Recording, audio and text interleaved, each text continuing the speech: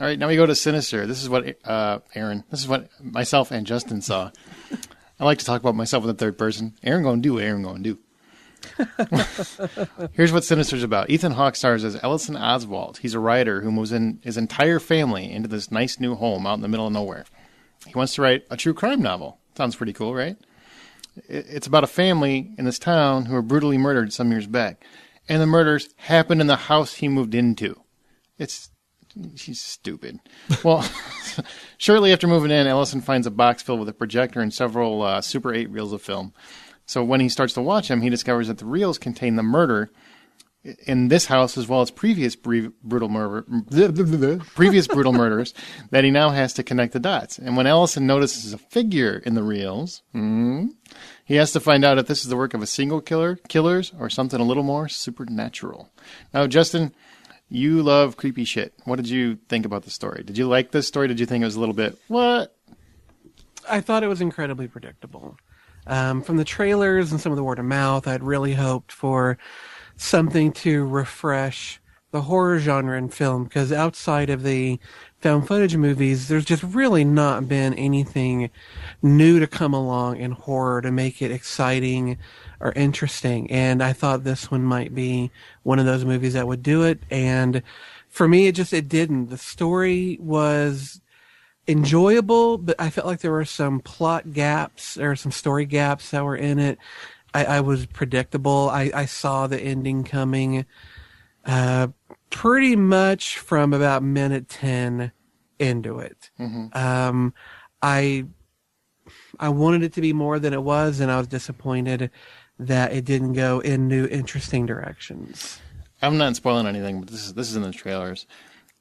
It's pretty stupid once you realize all of these murders are connected, right? And the box is found in the house you're in, where all these people were killed. And, you don't fucking leave. I hate the logic of that. I mean, granted, at one point, he's watching them, and he gets that quick glimpse where he's like, maybe I should call the police. No, this will help my book. At some point, you stop, you have a hard time with this character because you keep thinking, okay, now you're officially an idiot. Mm-hmm. Eventually, you start to buy into it a little bit. Ethan Hawke's actually a good enough actor to sell me on it. I agree with Justin 100%. I really like three-fourths of the story, probably. But as soon as it starts getting close to the ending, you already knew exactly how it was going to end when the movie started. And I had a real problem with how they wrapped it up. It was way too predictable. And to explain exactly how and this is a true story, exactly how predictable it is. My wife hates horror movies. She will not go. Right, Justin? She just does not like horror movies. Mine will not go. Yeah. So I come home and she asked me how I liked the movie, and I said, well, yeah, it was okay, but I really hated I didn't hate it, but I really didn't like the ending. It really disappointed me because of, how it ends.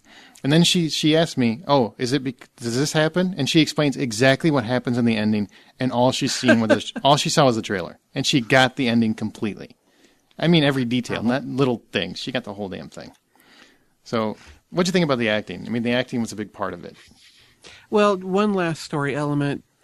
I thought the villain of the movie was one of the most wasted villains ever.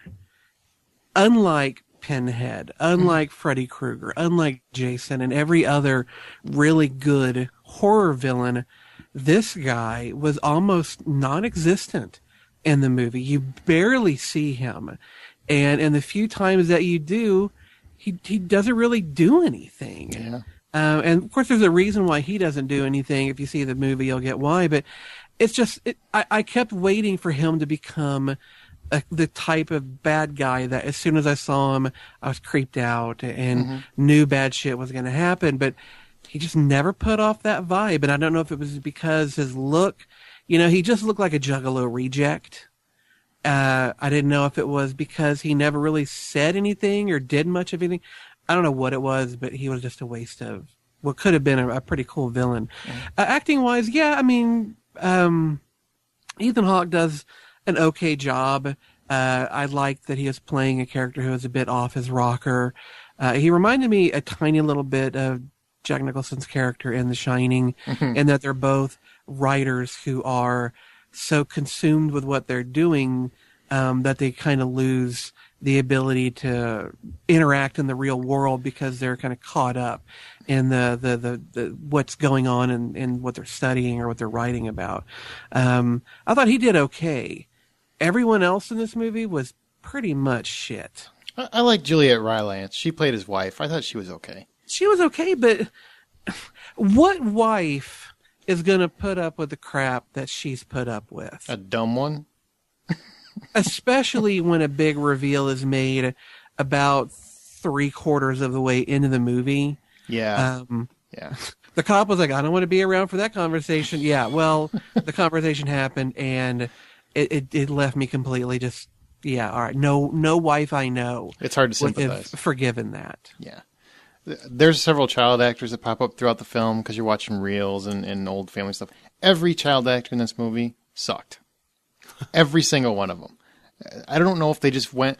There's a lot of good child actors out there. And apparently they went to wherever these kids are, the good child actors, they drove around those spots and found the spots with the crappy kid actors. The ones that are just... kids were terrible. Yeah, weren't they awful?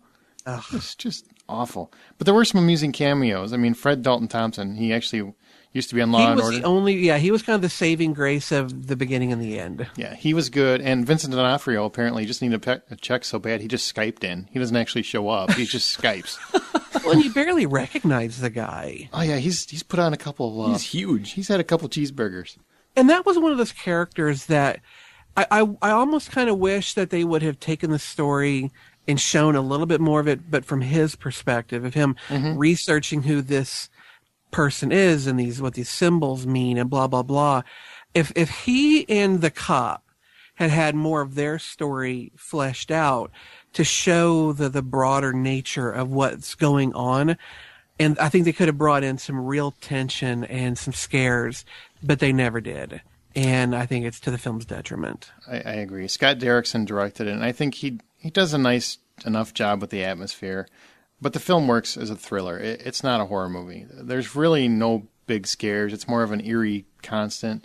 I kind of like the music. I think it's Christoph Young, whatever it is. I like the music in the film, but production-wise, it's so hard. It could have been directed so much better. You should have got better actors. You should have put this all together a little better so that when it ends, people walk out of there going, "Oh, hell yeah!" Because if they would have just tweaked the ending a little bit, I think it could have worked. Because I really think the first 3/4 of the movie really could have worked a lot better if the ending just wouldn't have been so damn predictable. Well, if there just would have been more than Ethan Hawke's character being menaced. Yeah. I mean, there was one moment where one other character looked kind of menaced. And other than that, it was just him kind of being crazy. Now, there were a few moments where there was some genuine fear. There were a couple of jump scares, which always, I kind of feel like they're the cheat scare. Yeah, That's the easy way of doing it. But a couple of those worked. And then there was a scene where he was looking at some footage of himself and he sees something that really kind of throws him for a loop, and kind of threw me for a loop too. But other than that, there really just wasn't enough scares. And yeah, you're right. For most of the film, it's a thriller, and not even a thrilling thriller. It's just more of a investigative thriller.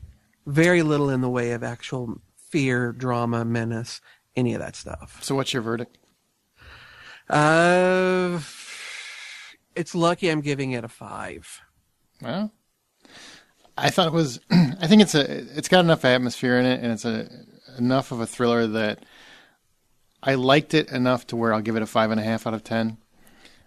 But I want to stress that if you have seen a thriller or horror movie before, you will figure it out, and if you don't, you probably should see a few more because it's not that complicated. How's the gore factor? There's really not. Okay. No. There's one scene. Well, there's a couple of the murder scenes that are actually pretty intense. Could have been gory, but the camera cuts away way too. And it's an R. So I really don't understand why they didn't focus in on some of those moments where they really could have just shown some blood, some death, some gore, and they pull away from it. And I will tell you, my audience, at the end, there was several chuckles. That's never a good sign in a horror movie.